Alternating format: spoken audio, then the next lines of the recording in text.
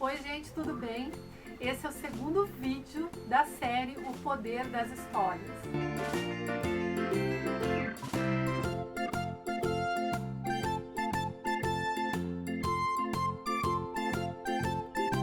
E se você quiser saber exatamente o porquê dessa série de vídeos e o motivo, o objetivo de trazer essas gravações para o canal, acessa o link que está na descrição ou o card aqui em cima e assiste o primeiro vídeo, porque no primeiro vídeo, na metade do vídeo, eu conto toda a história de como surgiu tudo isso que vocês vão ver aqui, tá?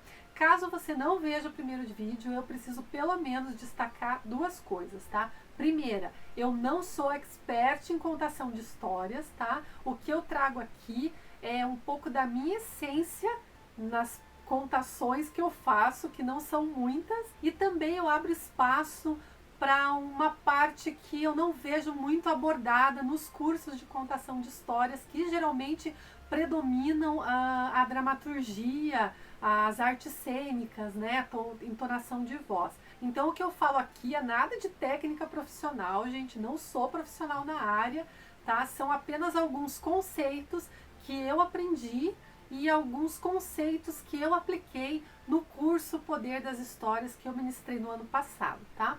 E a segunda coisa é que o que vocês vão ver são fragmentos de gravações, tá? Que eu conto justamente no primeiro vídeo porquê desses fragmentos, né? Então, são fragmentos de gravações que eu juntei e tentei fazer aí algumas montagens, animações para criar, né, uma narrativa, uma linearidade aí e tentar passar para vocês um pouquinho de conteúdo, já que esses fragmentos seriam jogados fora e aqui no YouTube, conteúdo gratuito, a gente aproveita tudo, né?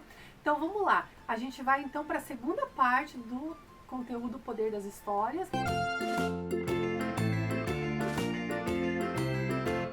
Na aula de hoje veremos um pouco mais do contexto histórico do tema e também alguns tipos mais comuns de histórias.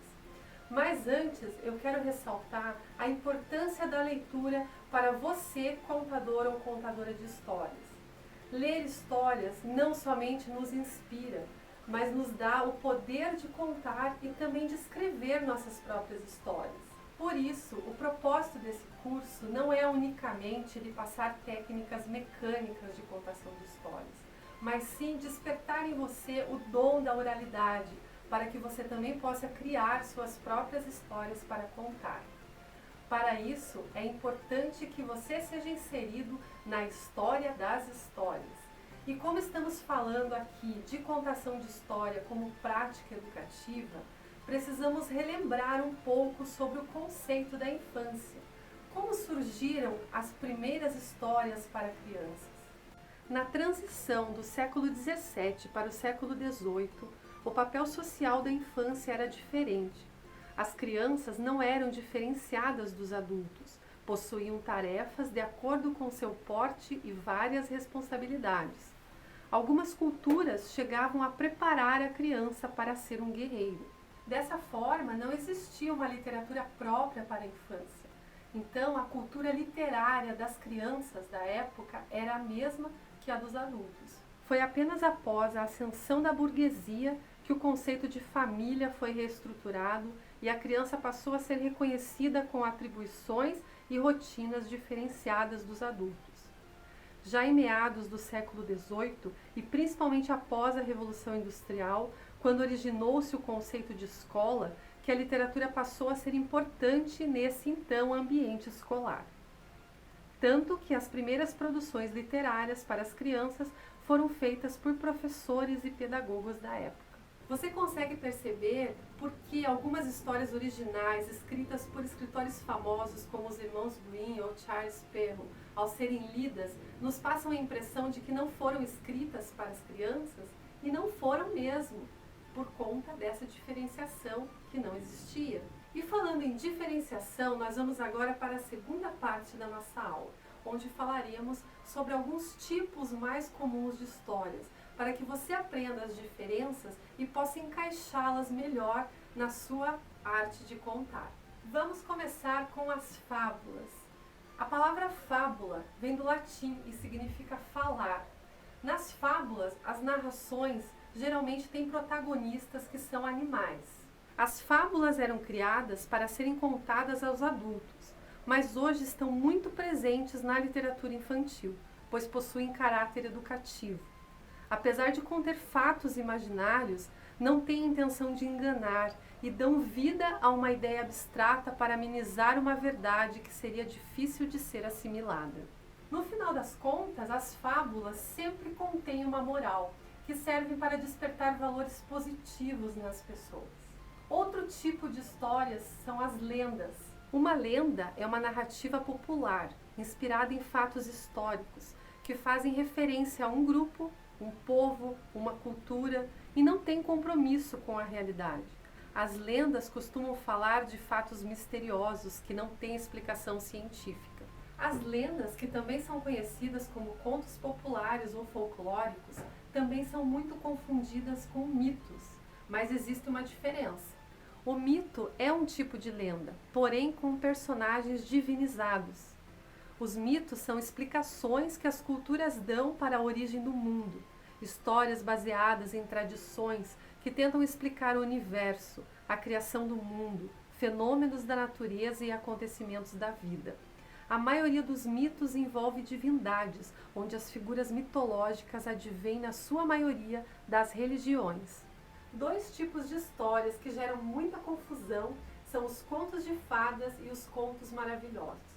Vamos falar primeiro sobre os contos de fadas. Será que todos eles contêm fadas? Os contos de fadas são de origem celta e geralmente possuem na narrativa um herói ou heroína que precisa superar obstáculos para alcançar algo abstrato, como por exemplo a sua autorrealização.